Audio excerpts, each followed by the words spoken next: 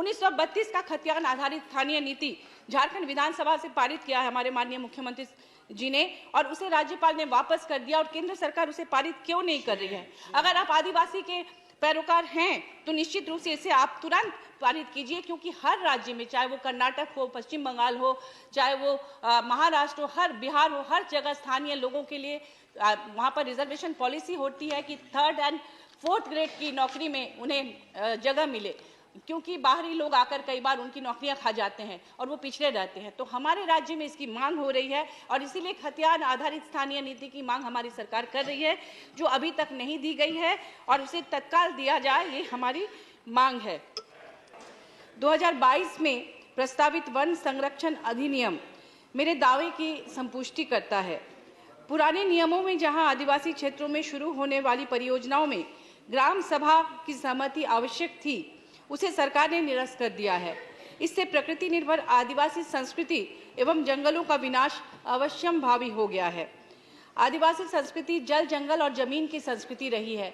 आदिवासियों के जितने भी संस्कार होते हैं, जन्म से लेकर मृत्यु तक, वे सभी जंगलों पर आधारित होते हैं। उसमें साल के पत्ते, नदी, झरने, पहाड़ जिसे बुरु कहते हैं, इन तमाम चीज़ों को लेकर ही वे अपने संस्कार करते हैं, चाहे वो विवाह हो या कोई भी पर्व त्योहार, जैसे कर्मा, सरहुल, माघे पर्व, सोहराय, जतरा, हर पर्व त्योहार में जंगलों का बहुत बड़ा साथ होता है। और मुझे लगता है कि विकास का जो आदिवासी मॉडल है आज के समय में, वही इस धरती को बचा सकता है, न कि विकास का पश्चिमी पूंजीवादी मॉडल।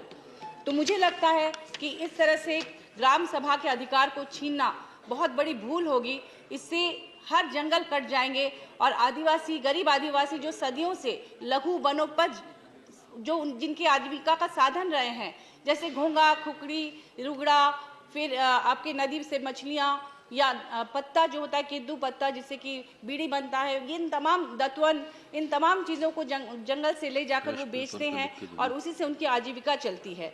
जब तक कि सरकार उनके लिए कोई वैकल्पिक व्यवस्था नहीं करती आजीविका के, तब तक इस अधिनियम को उन पर थोपना बहुत बड़ी भूल होगी, जबकि ये सरकार कहती है कि वो आदिवासी कल्याण की बात कर रही है।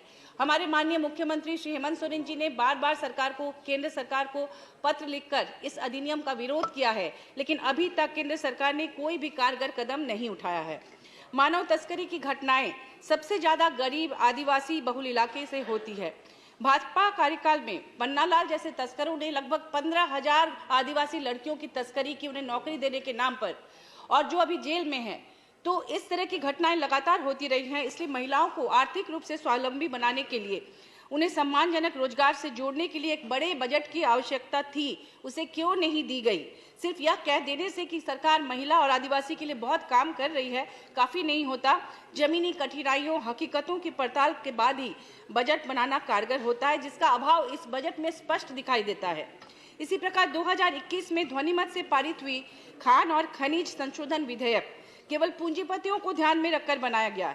यह नियम खान मालिकों को हमारे देश की बहुमूल्य खनिज संपदा को मुक्त बाजार में बेचकर ज्यादा से ज्यादा लाभ कमाने के लिए प्रोत्साहित करता है।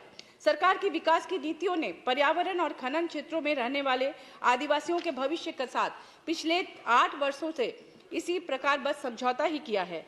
माइंस में काम करने वाले मजदूरों, महिलाओं और बच्चों के स्वास्थ्य के लिए क्या बजट है, ये अभी तक स्पष्ट नहीं हो पाया है।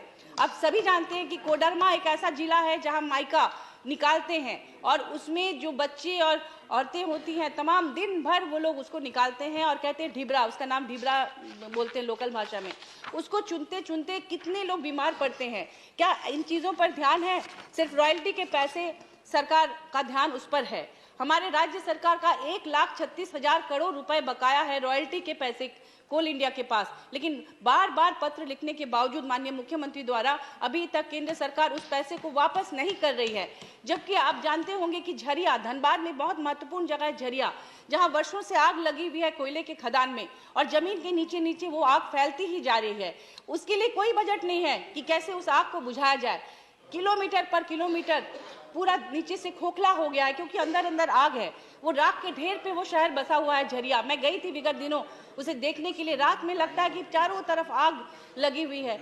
ऐसे में इन चीज़ों पर सरकार क्यों नहीं ध्यान देती? सिर्फ उस राज्य को लूटने के लिए वहाँ पर तरह तरह के माइंस हैं, वहाँ से खनिज संपदा लेकर पूरे राज्य को, पूरे देश को समृद्ध करती है सरकार। लेकिन क्यों नहीं वहाँ के लोगों के बारे में सोचती कि जो आग की ढेरी में जिनके घर है, उन्हें रात में नींद नहीं आती यह सोचकर कि कभी भी वो धस जा सकते हैं, वो आग में जमींदोज हो सकते हैं, और उनके घर के बीच से कभी कभी फट जाती है जमीन और वहां से जहरीली गैस निकलती है। आप सोचिए उनके बारे में जो उस आग की ढेरी में सालों से रह रहे हैं। ये झरिया धनबाद में से फिल्में भी बनी है, लेकिन अभी तक केंद्र सरकार इसके लिए कोई भी कारगर उपाय नहीं अपना रही है। कुछ दिन पहले मैंने देखा कि कार्बन उत्सर्जन को लेकर बिल आया, अच्छी बात है। 10 लाख की फाइन के बारे में कहा गया कि कोई स्कूटर भी अगर पुराना चलाएगा और कार्बन उत्सर्जन होगा तो गरीब को भी 10 लाख फाइन देना पड़ेगा। लेकिन मैं कहती हूँ कि ये जो प्रदूषण इस तरह के माइन से निकल रहा है, सरकार की गलती से, कोयला कंपनियों की गलती से, उसके लिए सरकार से फाइन कौन लेगा?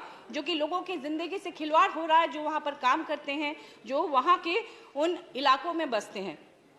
एक और महत्वपूर्ण बात कहना चाहूंगी कि अडानी पावर प्लांट, आपको पता होगा कि झारखंड में है और नया नया खुला है, जो कि बांग्लादेश को बिजली बेच रही है। और वो अडानी पावर प्लांट से जो प्रदूषण होता है वो वहाँ के लोकल आदिवासी, वहाँ के लोग उसे झेलते हैं। उनके लिए कुछ भी नहीं कर रही है सरकार। और ऊपर से जो कॉन्ट्रैक्ट साइन हुआ था कि राज्य को 25% उसमें से बिजली देनी है। आप सभी जानते हैं कि झारखंड में किस तरह की बिजली की किल्लत हो गई थी, और जिसके लिए बार बार उसे बदनाम किया जा रहा है कि वो बिजली क्यों नहीं दे रही है। तो वो 1,36,000 करोड़ अगर केंद्र सरकार दे देती राज्य सरकार को, तो उससे छोटी सी राशि लेकर वो डीवीसी को देती, तो निश्चित रूप से ये बिजली की किल्लत दूर होती। क्या वहां पर गैर भाजपा सरकार है? इसी वजह से ऐसा किया जा रहा है कि ताकि जनता की नजरों में सरकार बदनाम हो। और आडवाणी 25% क्यों नहीं बिजली दे रही है हमारे देश को? सॉरी, अडानी इस देश को हमारे राज्य को 25% बिजली क्यों नहीं दे रही है? अगर वो दे तो बिजली की किल्लत दूर होगी। और वो दादागिरी दिखा रही है कि हम नहीं देंगे, क्या कर लोगे? क्या उनको केंद्र का सपोर्ट है? अगर केंद्र का सपोर्ट है तो क्यों है?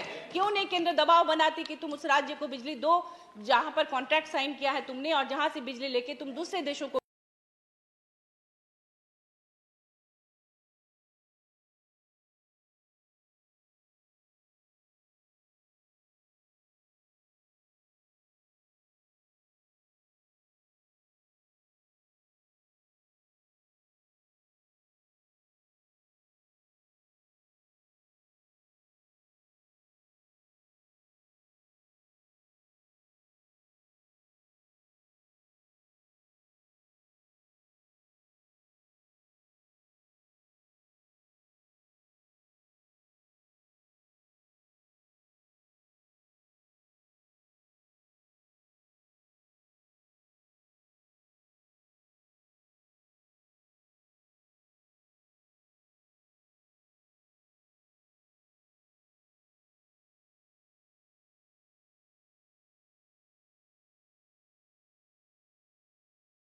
बेच रहे हो।